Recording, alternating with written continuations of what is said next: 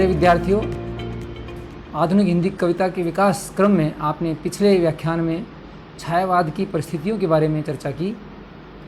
उससे आपको एक अनुमान हो गया होगा कि छायावादी कविता में वो कौन सी प्रेरक परिस्थितियाँ थी जिनके कारण यह काव्य राशि निर्मित हुई और हिंदी कविता में इसने बुलंदियों को छुआ। आज हम छायावाद के नामकरण, इसके अर्थ, स्वरूप और परिभाषाओं पर चर्चा करेंगे, क्योंकि छायावाद नाम सर्वाधिक चर्चित नाम रहा है। किसी और काव्य आंदोलन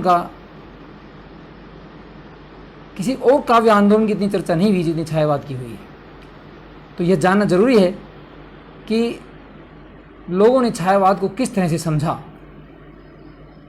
इसमें दो वर्ग बने, एक तो समीक्षक वर्ग बना जो आलोचक थे, और दूसरे स्वयं छायावादी कवि थे। तो हम दोनों के द्वारा दी गई परिभाषाओं का अध्ययन करेंगे कि किस तरह से इन्होंने छायावाद को परिभाषित किया। मैं पुनः कहना चाहूँगा कि छायावाद का जो समय है वह 1918 से 1936 तक का माना गया है। आप इसे 2 दशक मान सकते हैं। 20वीं शताब्दी के दूसरे 2 दशक, पहले 2 दशक द्विवेदी युग में थे। तो एक तरह से आप 1936 में, जैसे मैंने बताया था पिछले व्याख्यान में, कि प्रगतिशील लेखक संघ बनता है और वहाँ से प्रगतिशीलता के तत्व जो है हिंदी कविता में प्रवेश करते हैं। तो यह एक समय सीमा हम मान सकते हैं।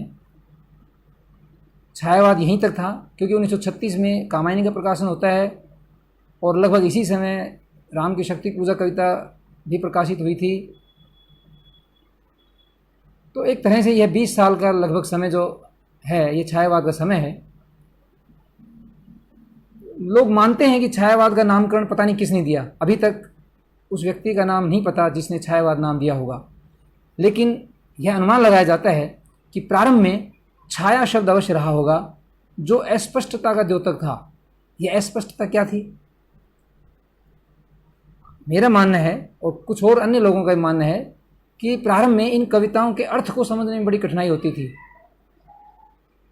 क्योंकि व्यक्तिनिष्ठ कविताएं थी और ऐसा लगता था कि पता नहीं का क्या अर्थ होगा। तो एक छाया सा भान होता था और शायद इसीलिए इसका नाम छायावाद चल पड़ा हो। ऐसी कविताओं को छायावाद नाम दे दिया गया हो। व्यक्तिगत प्रणय की कविताएं थी, ये वेदना की कविताएं थी, कल्पनाशीलता का इनमें प्रवेश था। तो उनको लगा जैसे कि यह कविता नहीं, कविता की छाया है, आभास सा देती है कविता का सा। तो हो सकता है इसलिए, लेकिन इसका अब कोई खास अर्थ नहीं रह गया है, केवल ऐतिहासिक महत्व ही है। आचार्य रामचंद्र शुक्ल ने तो एक अंग्रेजी शब्द फैंटेमेस्टा का भी प्रयोग किया है छायावाद के लिए, लेकिन उसका भी कोई खास अर्थ नहीं रह गया है।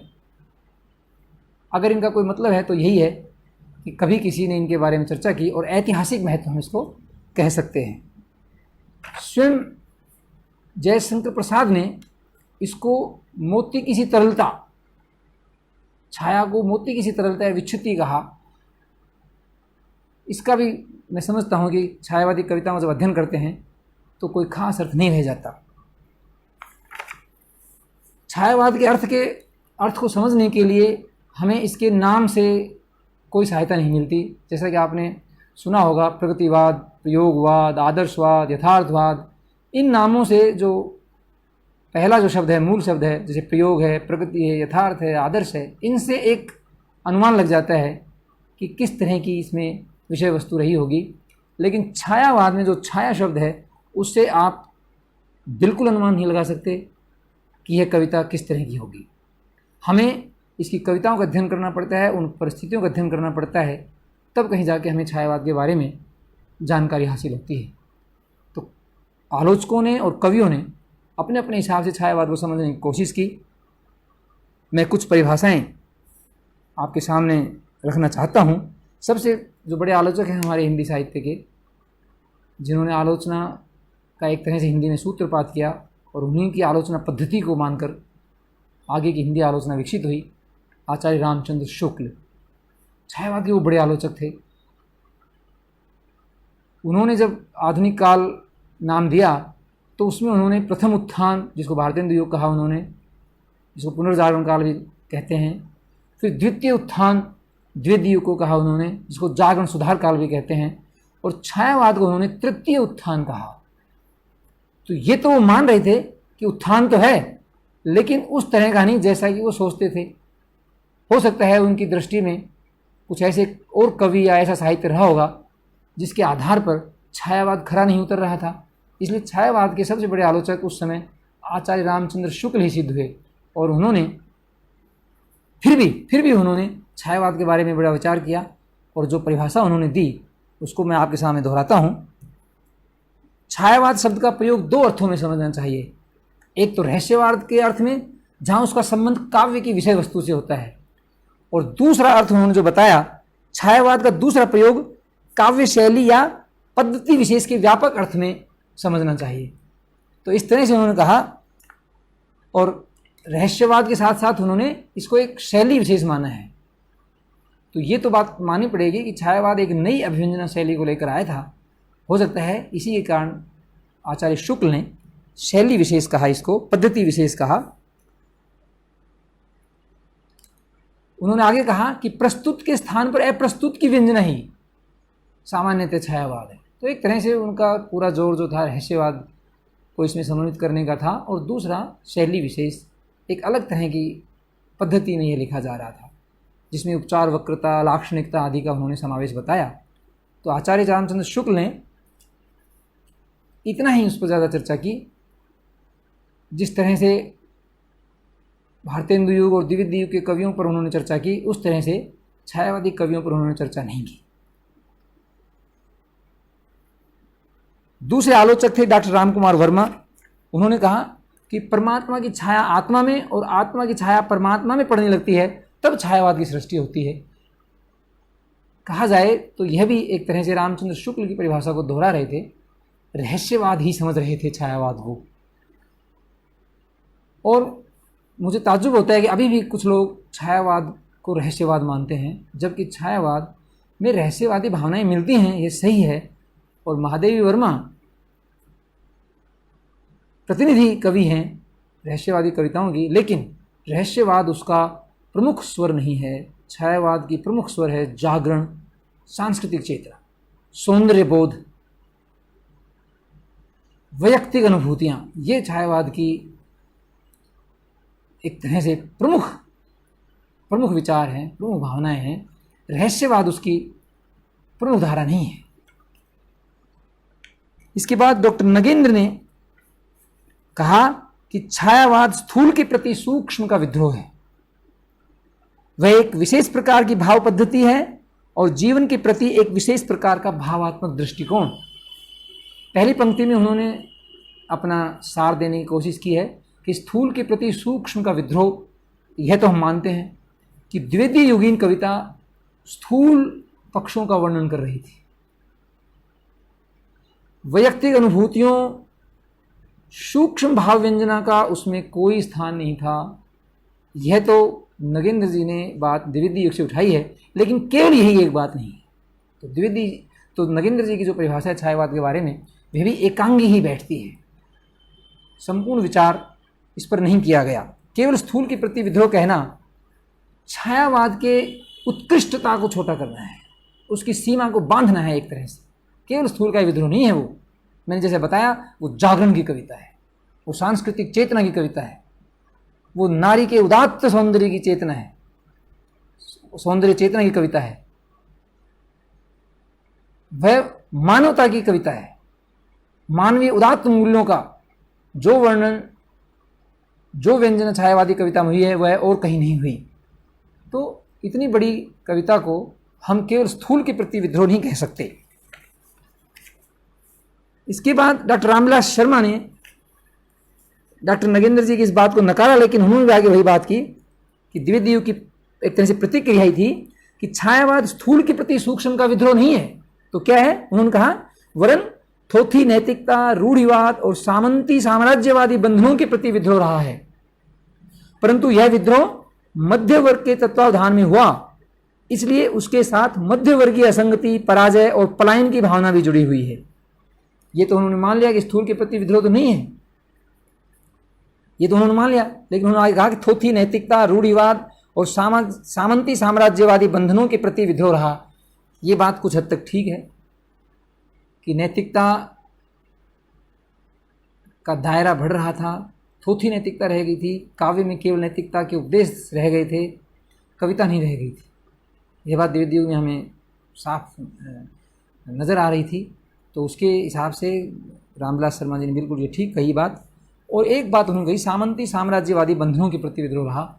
इस समय बिल्कुल सही है, साम्राज्यवादी ताकतें सिर उठा रही थी, मानव यांत्रिकता का शिकार हो रहा था, अतिशय बौद्धिकता भी धीरे धीरे आ रही थी और एक तरह का तनाव पूरे मानव समुदाय में था।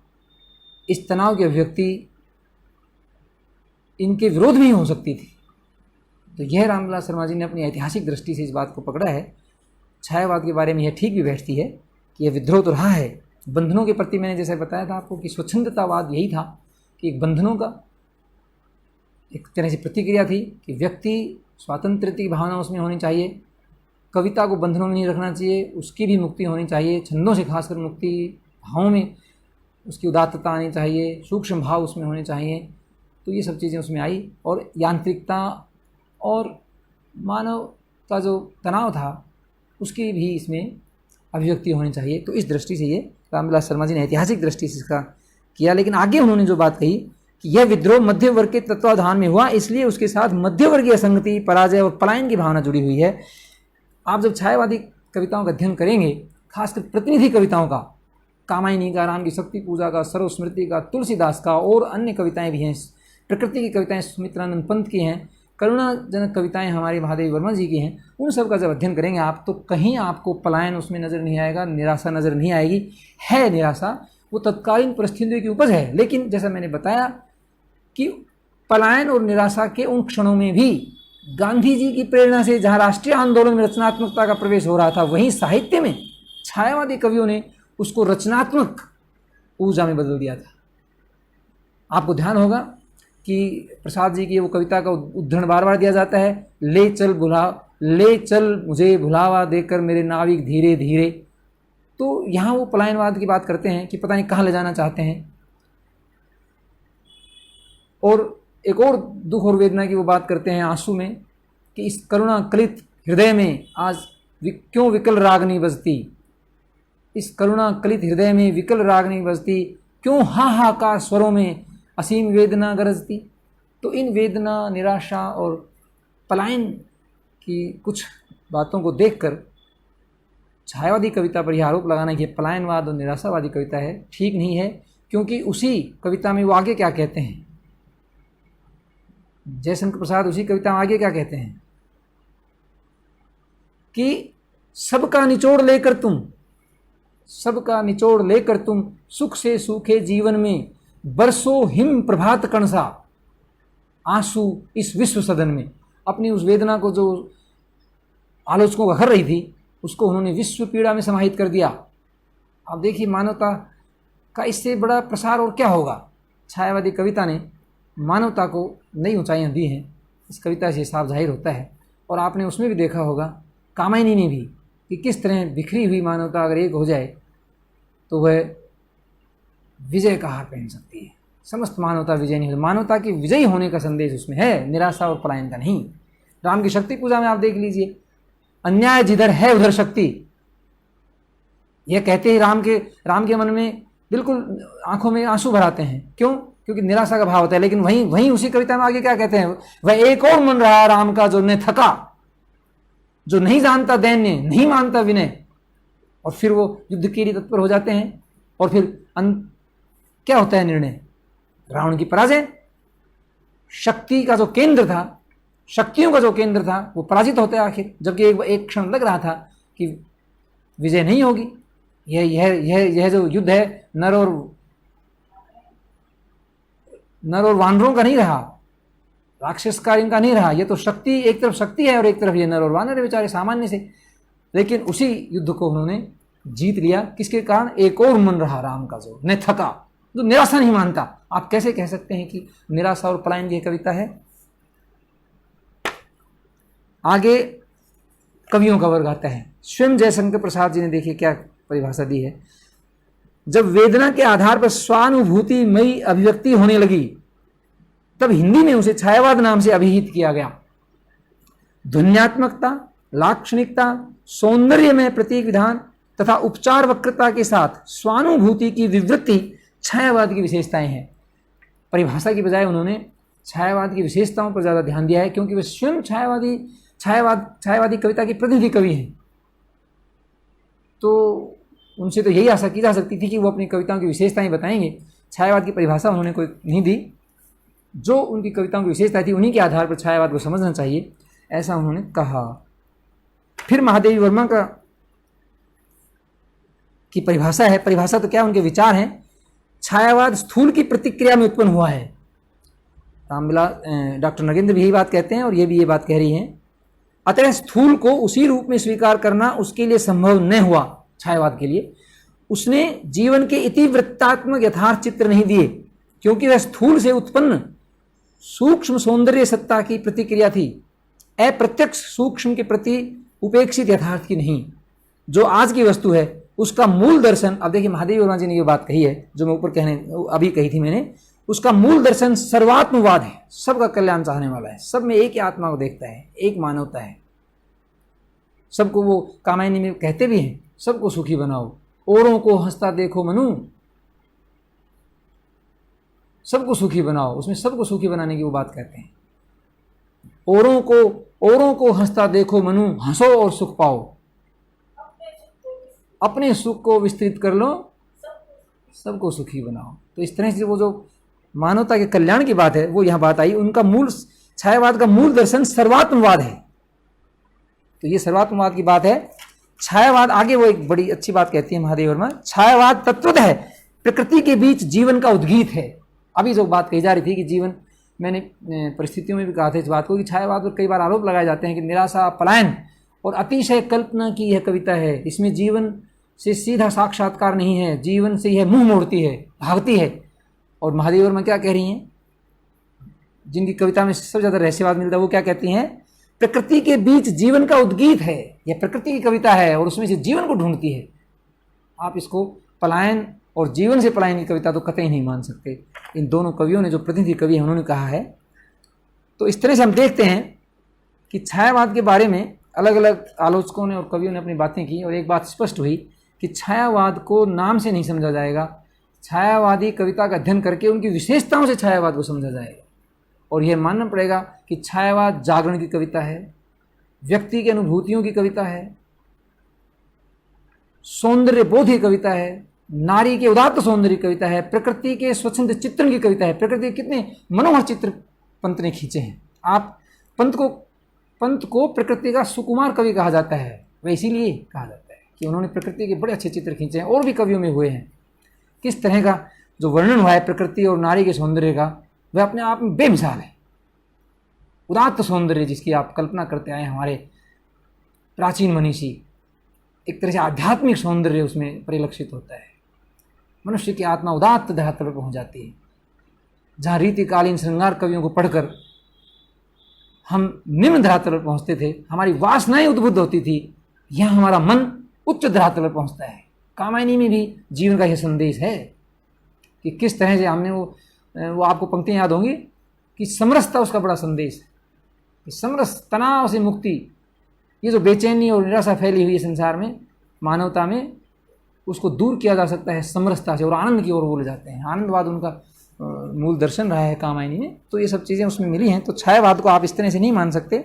कल्पना शक्ति का उसमें उपयोग किया गया है। जैसा मैंने बताया कि हमारा राष्ट्रीय आंदोलन उस समय चल रहा था, बिना रचनात्मक ऊर्जा के हम बिल्कुल निराश हो जाते। अगले आप देखिए 1920 और 1922 2 साल असहयोग आंदोलन चला, निराशा फैली। लेकिन 1930 में गांधी जी फिर एक नया आंदोलन लेकर आते हैं, सविनय अवज्ञा आंदोलन, जो 1934 तक चलता है। और उसके बाद तो फिर आंदोलनों की भरमार आ गई। किसान जुड़ गए, महिलाएं जुड़ गई, छात्र वर्ग उनमें से जुड़ता चला गया, श्रमिक जुड़ गए, हर तरह के लोग उस आंदोलन से जुड़ते चले गए। कैसे जुड़ गए?